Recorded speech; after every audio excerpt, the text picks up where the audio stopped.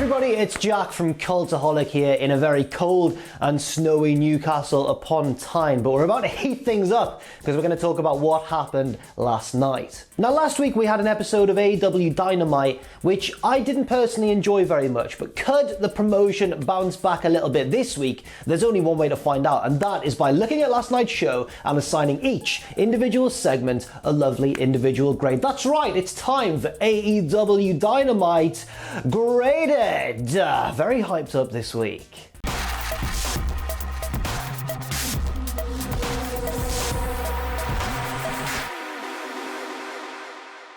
And we start things off straight away with a title match. Darby Allin defending his TNT Championship against the bad boy, Joey Janela. And they're very evenly matched to start. In fact, early on, to show that he is not intimidated by Darby Allin, Joey Janela does the whole NWO like, "Ooh, I'm so scared of you," which works when you're the NWO because they're cocky heels. But when you're facing a guy who's obviously smaller than you, I don't know if it quite worked. To be fair, Darby does wear spooky face paint, so maybe that's it. And Janela's kind of healing it up in this one. He's not a heel, but he's playing the heel in this match because he's against Darby Allin. He does things like, he gives him a sick face buster right on the apron, for example, and at one stage he pulls the middle rope back and just pings it into Darby's head. That has happened to me before. I was doing a meet and greet at WCPW before the show, and we were in the ring, and this guy went to get out of the ring after we'd taken a picture with him, and I thought I was really cool because I did the thing where you sit on the middle rope and like hold it open for them because I'm really, really uncool. And then when he got down from the apron, he grabbed the top rope and jumped down and twanged the top rope back, and it just caught me in the side of the head because I was still sitting on the middle rope, so my head was at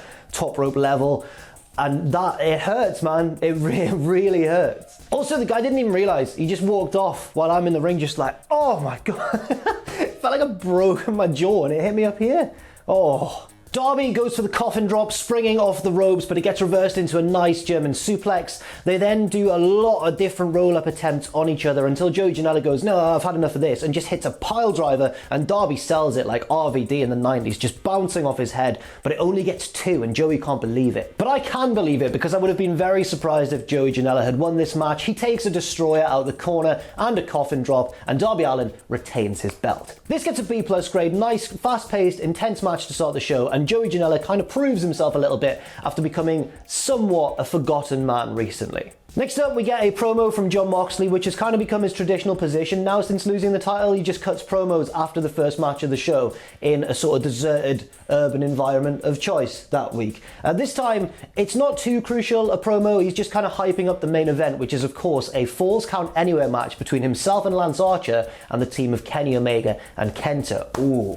Backstage, Sammy Guevara bursts into the Inner Circle's locker room. Everybody is there apart from Chris Jericho, and Sammy wants a word with MJF, and everybody else leaves, but they look kind of wary of Sammy, which is bad news for Sammy because he's one of the Inner Circle, he's one of their group. MJF should be the outsider, but it looks like MJF is starting to turn everybody against Sammy. Sammy says, whoa, I watched the show last week. I saw what you're trying to do. You're trying to take over the Inner Circle. And MJF says, why are you saying this, Sammy? Are you jealous because you used to be Jericho's favorite and now it's me? Is that what it is?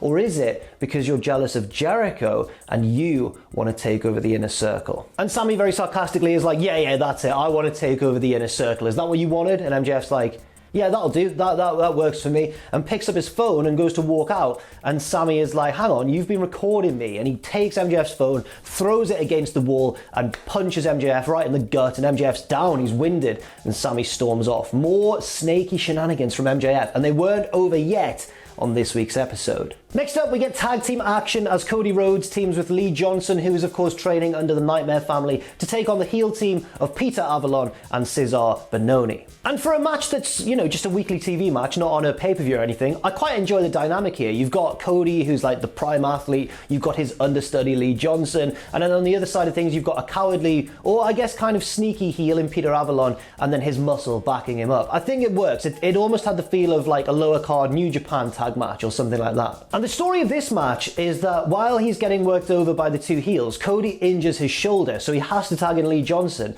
And Johnson, who hasn't yet won a match in AEW, has to do it on his own. But he gets the tag and he comes in with a great hot tag sequence. He's doing kip-ups, he's doing massive corkscrews over the top rope. He crushes Peter Avalon with an amazing kind of a fisherman's neck breaker over his knee, but Bononi breaks it up just in time. Cody's still selling the shoulder, but he rushes the ring. He gets Bononi out of there. They brawl on the outside, and back in the ring, Lee Johnson rolls up Peter Avalon 1, 2, 3, and he wins it for his team. On the stage, Tony Schiavone interviews Lee about his first ever victory in AEW. He's very emotional and he thanks all of his coaches. He's surrounded by them. The Nightmare family all come out, apart from Brandy, of course. She's pregnant, she's at home. But he thanks all of his coaches. He goes, I want to thank Cody, I want to thank Dustin, I want to thank Arn Anderson, I want to thank even Brandy for what she's done for me as well.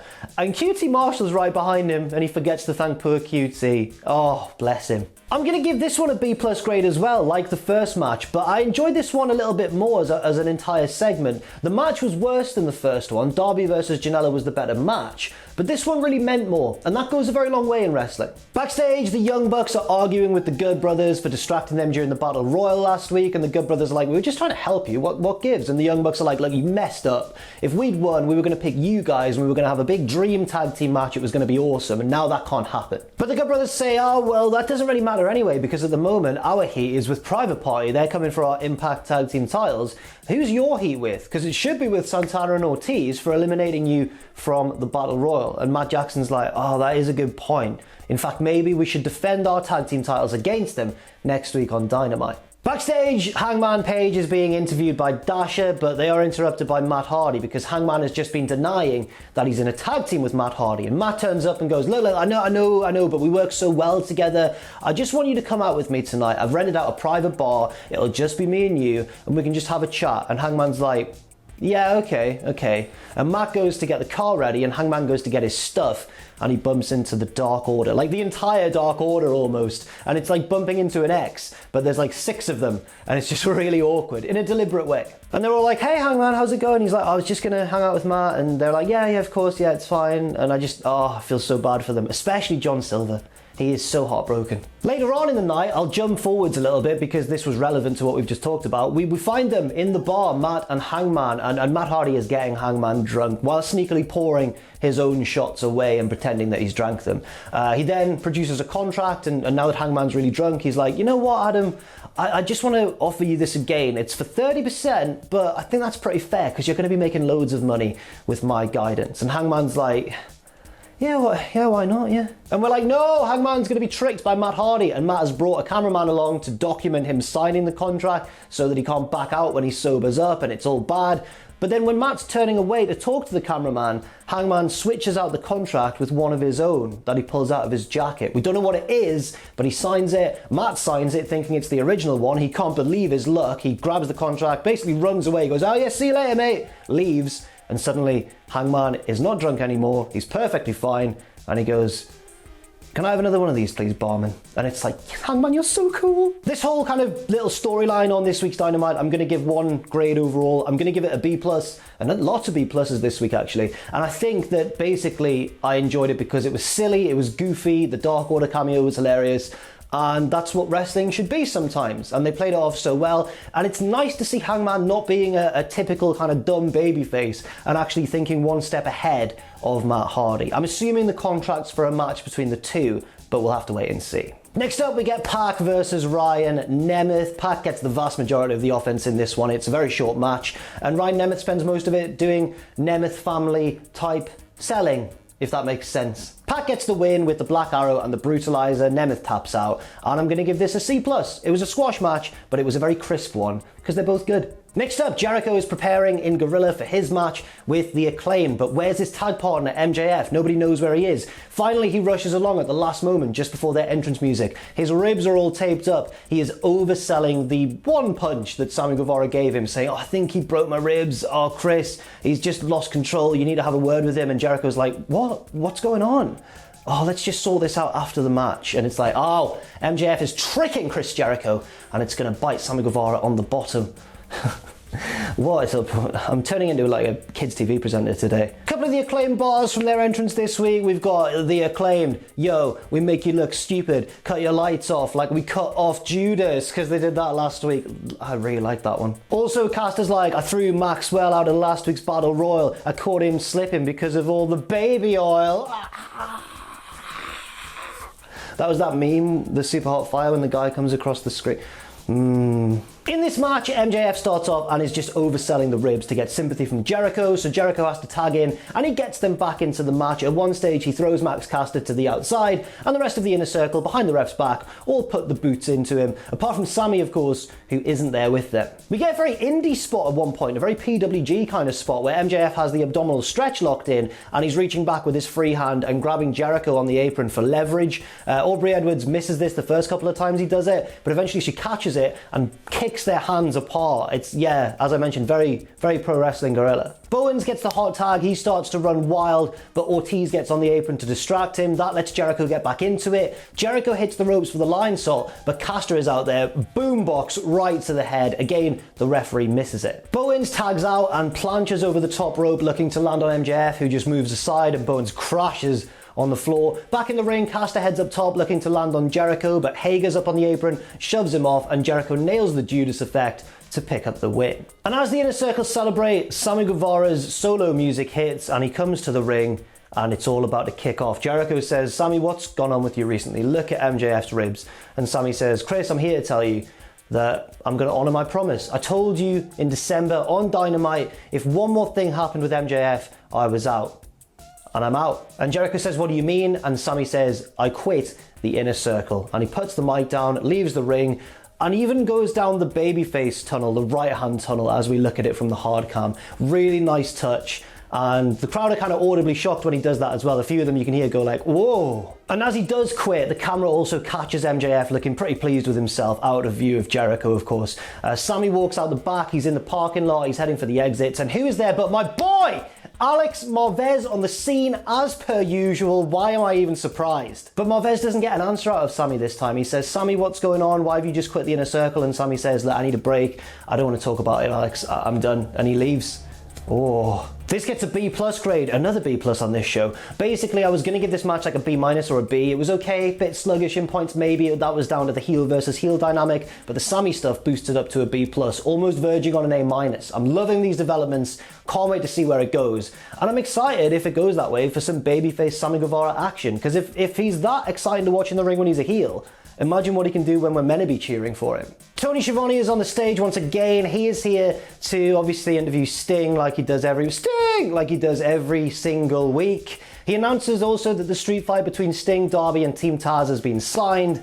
And then here comes Sting himself. But again, before Sting can even get a word out, he is cut off by Taz on the Titantron. But this time, something actually happens. It's not just a meaningless time filler on the show. Taz is there in the parking lot, in a car, and he says, "Look, we found a friend of yours, Sting." And the camera pans round, and Sting has been jumped by Team Taz. They've zipped him into a body bag. It's attached to the car, and they drive off, dragging him along the parking lot. And Sting on the stage is like, "Oh no, I've got to stop this," and he heads backstage, but I'm assuming they got away because we don't get any more developments for the rest of the show. No grade there. It was a very, very short segment, but at the same time, I'm just pleased that something happened. Now we get a little flashback at an earlier today interview recorded on the golf course where Kenny Omega's there. He's just going to chip this one onto the green, try and get it as close as he can, and he is interrupted by my boy, Alex Marvez. He's on the golf course. He just walks in with the microphone like, "Kenny, are you busy? Can I just have a word?" And Kenny's like, "Yes, I am. Yeah, of course I'm busy. I'm playing golf." Kenny hits the shot. It goes miles past the hole, and then he answers Marvez's questions. And while he's doing so, in the background, Callis kind of gets a different ball from in his pocket and puts it in the cup, so that later when Kenny goes over, you hear him go like, "Oh yes, I made it." And Callis is like, "Another eagle, baby,"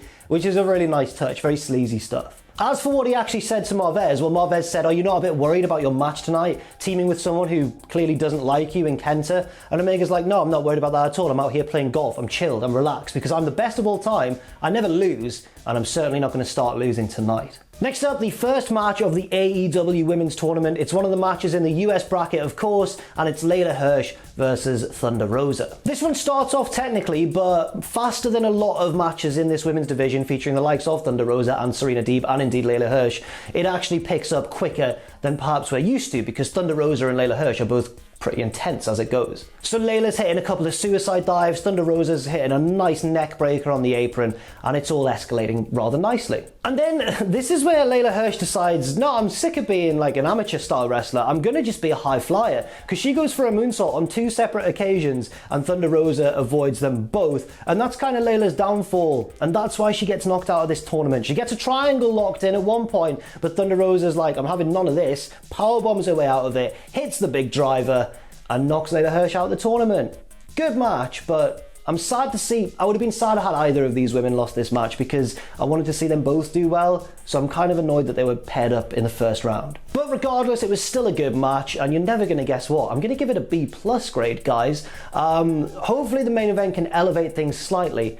Let's find out if it does. But first, Jungle Boy is backstage being interviewed by Tony Schiavone, and basically what happens here is Jungle Boy explains that he is very angry. Obviously FTR kidnapped Marco's stunt last week. Apparently Marco is fine, he's been retrieved, but it's still massively horrible, isn't it? It's not nice behaviour. So Jungle Boy is really angry, but in like a calm, seething way, and he says, look, I've never had a match as intense as the match with Scott Dawson, right? He slapped me in the face so hard, I almost fell to my knees. I needed to collect myself. But I won that match, and I made him tap out. And I feel like I'm cutting the promo myself now, but I won that match, and I made him tap out. And he says that he wants to face basically Harwood again, and this time he wants to make him his bitch. Oh, he's used the bitch word in wrestling. Things are gonna get intense. And finally, the main event of the night, a Falls Count Anywhere, no DQ match pitting Jon Moxley and Lance Archer against Kenny Omega and KENTA. And it's pretty wild, to be honest. I mean, it starts off 100 miles an hour because Kenta's got his briefcase with him, his like New Japan #1 contenders briefcase, and just clocks Moxley with it and starts putting the boots in. As Omega and Kenta are beating up Moxley, they are bickering, they are kind of shoving each other, but then they're realizing, no, we've got a common foe here, and they kind of focus their efforts on him. Omega gets a trash can involved before too long. He hits the "you can't escape" with the trash can. I think at one stage he knocks the camera off the ring post because something clatters to the floor. Hope it wasn't expensive. And then Archer evens the odds with a big ladder, and he just starts throwing it at guys and hitting them with it and being a large, big, scary man, actually. They all brawl into the crowd where Kenta hits Peter Avalon with a go to sleep just for being there, and Archer hits Kenny Omega with a chokeslam through a table. He covers him, it's Falls Count Anywhere, but Omega is able to get the shoulder up. Then they brought up the steps into a kitchen area backstage, and we get a sack of potatoes, literally a sack of potatoes used as a weapon as Archer thumps them, that's probably the right word, into the side of Kenta. And then Moxley gets a potato in his hand and punches Omega with the potato in his fist. He's potatoed him with an actual potato. I see what you've done, guys. Back to the arena, and Archer is looking to powerbomb Kenta through the announce table, but Kenta slips out and just runs and leaps off the stage with a double foot stomp on Moxley, who's been placed on a table below. That was an awesome spot. And then finally, we kind of head things back into the ring. Archer is running wild on Kenny Omega in the ring. It looks like he might even be about to beat him, possibly, but the Good Brothers run out and put a stop to that. Then Jake the Snake Roberts gets involved. He hits Anderson with a short arm clothesline, so Gallows just punches Jake Roberts in the face for maximum heat. And Omega tries to take things a step further by preparing Jake Roberts for a V-trigger. He hits the ropes, but as he turns back, Moxley's in to save the day with a barbed wire baseball bat to the gut. But Kenta hits the go to sleep on Moxley. He rolls out the ring, and now it's all about basically having Lance Archer take the pinfall while still keeping him strong. So they hit him with like everything. There's a double low blow, there's a big magic killer from Gallows and Anderson, there's a V-trigger, and finally Omega, with the help of Gallows and Anderson, gets Archer on his shoulders, hits the one-winged angel, and puts him away. And that gets an A grade. It's broken the trend in this video. It gets an A grade. It was a really fun, chaotic, wild brawl to end the show. Not the best chaotic brawl AEW have done, but it's certainly approaching that territory, so I think A is a fair grade. Now onto the overall rating. I'm going to give, as a final grade for this week's episode of Dynamite, an A-. I know that everything was a B+ leading up to the main event, but it was such a key, integral part of the show. I think it's fair to bump things up overall to an A- grade. Also, some of the things that I don't necessarily give a lot of grades to, like the fabric that holds the show together, I thought that was all really strong this week. Storylines chugging along nicely as we head towards Revolution, and I'm pretty happy with how it went. They have bounced back well from last week's slightly weak episode in my opinion, and I'm looking forward to next week's show. So well done AEW, and thanks for watching this video. Yeah, I've got nothing else to say. So yes, thank you, yeah, indeed, for watching this video. I've been Jack from Cultaholic. Leave your thoughts and opinions in that comment section down below, and stay safe out there, stay positive, and I'll see you very soon.